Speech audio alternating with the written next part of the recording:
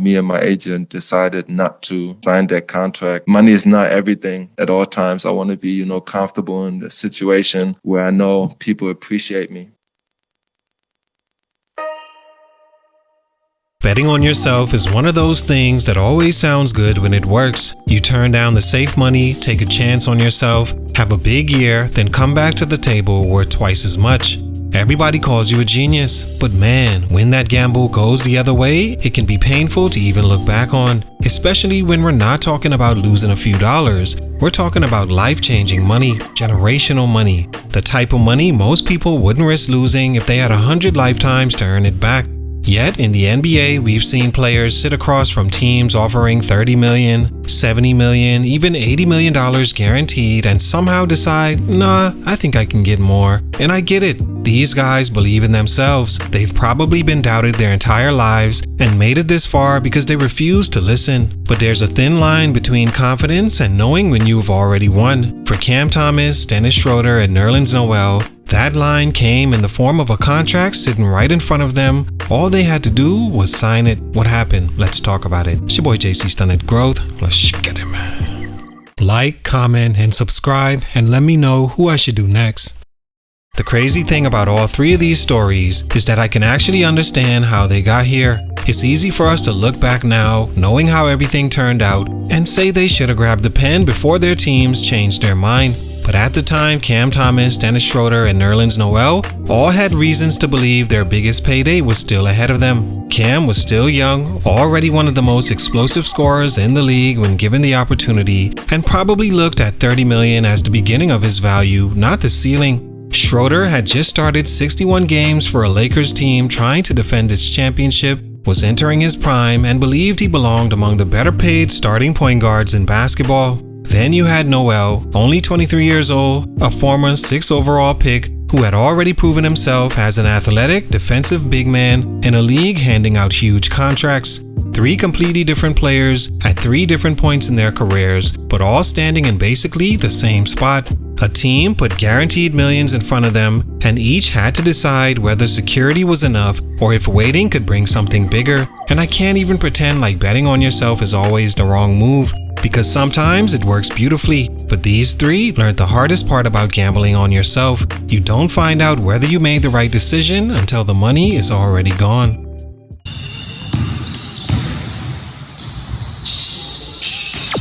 Cam Thomas's story is probably the freshest example of why betting on yourself can be so dangerous, because unlike the other two guys in this story, we're still watching the consequences play out in real time. Thomas entered restricted free agency in 2025 after 4 seasons with Brooklyn, and by then everybody knew what he could do. The man could score. He had already become the youngest player in NBA history to record 3 straight 40-point games, averaged 22.5 points in 23-24, then jumped to 24 points per game the following season. The problem was he only played 25 games that year because of hamstring injuries, and around the league, questions still remained about everything outside of putting the ball in the basket.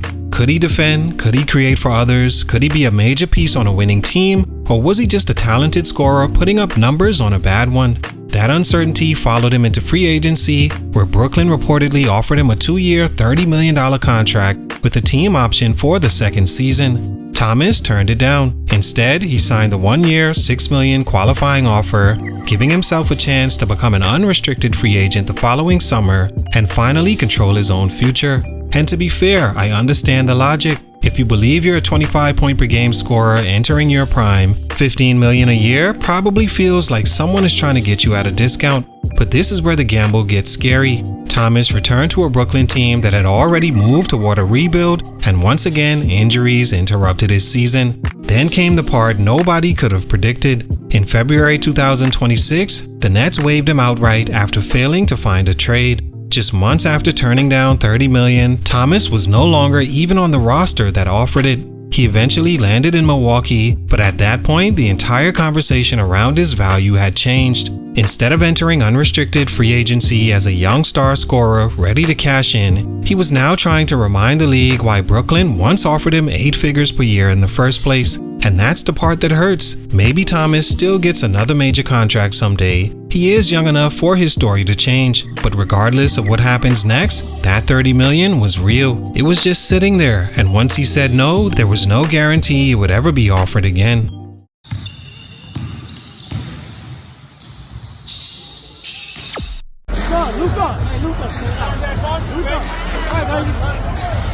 Dennis Schröder's story might be the most famous example of this entire idea because for years, anytime an NBA player turned down a big contract, his name immediately came up.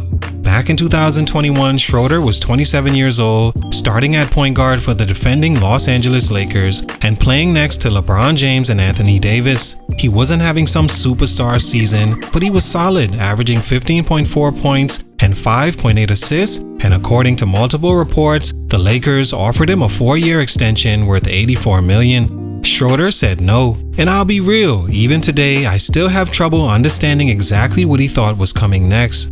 Reportedly, his side was looking for something closer to $100 million, and maybe at the time with starting point guards getting paid around the league, that didn't feel completely impossible. Schröder was still in his prime, had just finished second in Sixth Man of the Year voting the previous season with Oklahoma City, and now had the starting job on one of the biggest teams in basketball. From his perspective, another strong playoff run could have pushed his value even higher. Instead, almost everything went the other way. The Lakers lost in the first round of Phoenix, Schröder struggled badly in parts of the series, including a scoreless Game 5, and suddenly unrestricted free agency didn't look anything like he probably imagined. Weeks passed, teams spent their money elsewhere, and the big offers never came. Eventually, the man who reportedly had $84 million sitting in front of him signed a 1-year deal with the Boston Celtics for just $5.9 million. Imagine that. You turn down generational money believing you're about to get more, and a few months later, you're accepting less than 7% of the deal you could have had.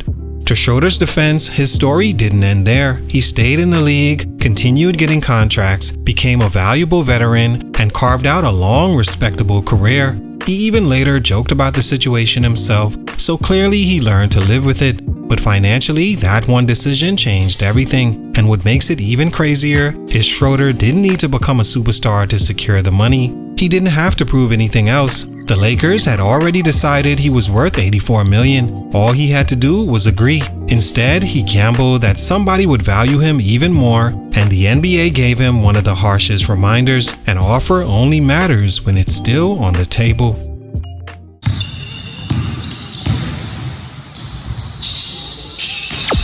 Nerlens Noel's story might be the most painful of all three because Dennis Schröder at least went on to have a long career and make plenty more money, while Cam Thomas is still young enough to change how his story ends.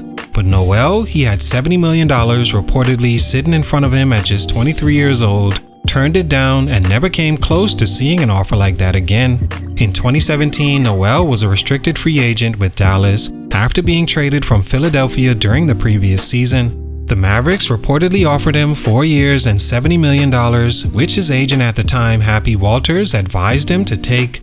Noel refused. He believed he was worth a maximum contract, fired Walters, signed with Rich Paul and Clutch Sports, then eventually accepted the 1-year, $4.1 million qualifying offer to bet on himself. And this is where things went from bad to almost unbelievably worse. Instead of having the breakout season needed to prove Dallas wrong, Noel lost his starting job, saw his minutes drop, underwent thumb surgery, and appeared in just 30 games. By the following summer, that $70 million offer was a distant memory. Noel signed a minimum contract with Oklahoma City worth less than $2 million for the season. Just 1 year earlier, he could have guaranteed himself enough money to change his family's life for generations.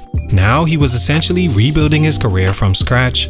Noel did eventually work his way back, becoming a useful defensive center, and later signing a 3-year, $27.7 million contract with the Knicks in 2021, but even that came with a team option and was nowhere near what he had once rejected. Then the story gets even messier. Noel later sued Rich Paul, claiming Paul's representation cost him tens of millions in lost earnings, including allegations that teams tried contacting Paul about signing Noel but never received calls back.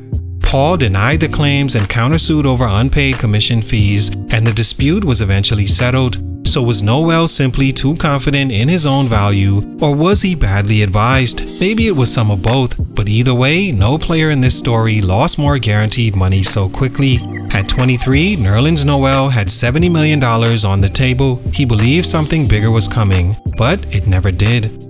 All in all, I don't think the lesson here is that players should stop betting on themselves, because that same confidence is probably part of what got them to the NBA in the first place. You almost have to believe you're worth more. You almost have to think the next great season is coming. But man, there has to be a point where you look back at $30 million, $70 million, or $85 million guaranteed and realize you've already won. And I know it's easy for us to say from the outside, we're not the ones negotiating against billionaire owners or watching other players we believe we're better than sign bigger contracts. Still, guaranteed money is guaranteed money, and all three of these stories show how quickly an opportunity can disappear. Cam Thomas still has time to change how his story ends. Dennis Schröder recovered enough to build a long, respected career and make plenty more millions, even if he never saw that Lakers money again.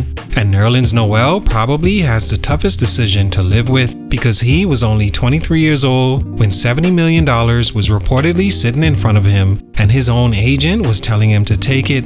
I can't imagine looking back on that years later and knowing one signature could have changed everything. But that's the uncomfortable part about betting on yourself. Nobody knows it was a mistake when you make it. In that moment, it feels like confidence. It feels like knowing your worth. Sometimes you get proven right, and sometimes, years later, all you can do is look back at the contract you should have signed. Sign the deal, young fellas. If you're young enough, that chance will come again. It's your boy JC Stunted Growth, and I'm out.